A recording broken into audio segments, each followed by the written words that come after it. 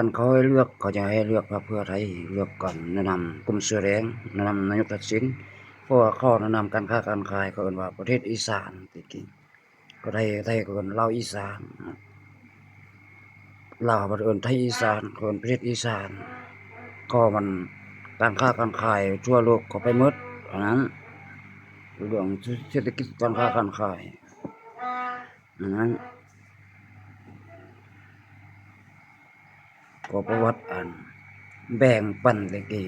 ความจริงนำของบ่แม่นเฮาอันนั้นมันคืออันช่องไอ้น้องคู่แฝดคือผู้ลุงวิวัฒน์กับอันเจ้าชีวิตเบิ่งหน้าตาเทียมๆก็จะคือกันนั่นแหละอันนั้นผิดเถียงกันนั่นสินสร้างกับสินห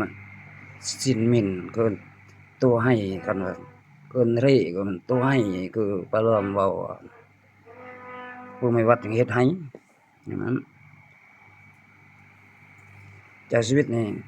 คันว่าทรัพย์สินที่ได้อยู่เมืองลาวนี่จะแม่นแท้ทาสจะแม่นเครื่องไฟฟ้าคือเขาอายัดนี่จังส่งคืนหมด